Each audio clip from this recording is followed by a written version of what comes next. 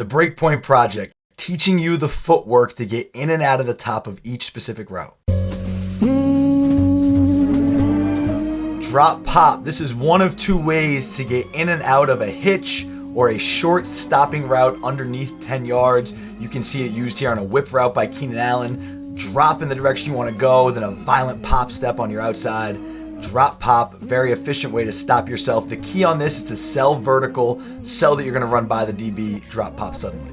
All right, the other way to get out of these types of routes, these short stopping routes, is to trigger step on your outside foot. Slam that outside foot in the ground, a hard trigger step to stop yourself, and then gather with the next two steps. You're not running out of it, but you're stopping yourself in that one step.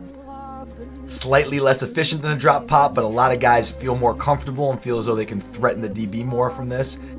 All right, now the extension of that trigger step is the false accelerate, when you're going to take 3 violent steps now, snap 1, 2, and come running out of the break. Okay, when you just use the trigger step on one step, you're not running out of it. Now the false accelerate, you really have to emphasize dropping your hips, slamming your feet into the ground, and running out of this break point back to the quarterback. All right, the tight break now, this is often used on deeper curls and comebacks. You're adding a step from the false accelerate. This is 4 steps, drop 1, 2, 3. You're gonna drop in the direction you wanna go, take 3 choppy steps and run out. All right, dropping your hips to the ground, your body language, your violence, your intention at the top is still extremely important. Okay, it's not a huge deal adding an extra step. Your hips dropping to the ground and your body language is the most important thing on false accelerates and tight breaks. If those are sound, whether you get out in 3 steps or 4 steps, that will kind of take care of itself. This is another footwork pattern, tight break, drop 1, 2, 3. All right, now here's a square break. This is used for short in and out cuts, okay? Again, drop in the direction you want to go, drop, break, line.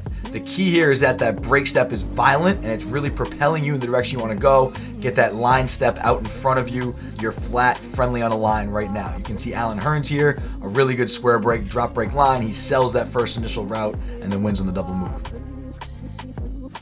Now a speed cut. These are first timing in and out cuts where you're breaking off a 1-step pressure step without losing any speed and you're running through the cut. All right, speed outs, speed digs, etc. All right, again, do not lose any speed. Break, drive, line to round the corner. Keep those arms pumping and make sure you accelerate through the cut. Break, drive, line to round the corner. Keep those arms pumping. When you want to be more controlled in these deeper 90-degree cuts, you use a speed drop. Now you're adding, it's the combination of a square break and a speed cut. Okay, you're going to go drop, break, drive line and control yourself a little bit more as you round the corner. Okay, or you can see Juwan here, he adds a trigger step to the speed drop so you can be even sharper at the top of the route and really come downhill at a 90-degree angle, even when you're traveling full speed, 12, 15 yards downfield. All right, guys, let me leave you with this. As important as it is to understand and to master the specific footwork patterns for each route, and it's important to understand how they differ from route to route, right? Like a lot of people have the misconception that there's one way to get it out of every route and don't understand the nuances of each breakpoint. Every step matters in each breakpoint. There's a purpose to each step, and that's different for every single individual route. So as important as I think that it is for you to understand the footwork part of it, understand that the footwork is the last part, okay? Before your footwork is mastered, you have to come into the breakpoint with intention. You have to play with violence. You have to have violent hips to the ground. You have to drive your feet violently into the turf and use every step to stop yourself if you're running false accelerates and tight breaks, or use every step to propel yourself into the direction you want to go on speed cuts, 1-step pressure steps, stuff like that.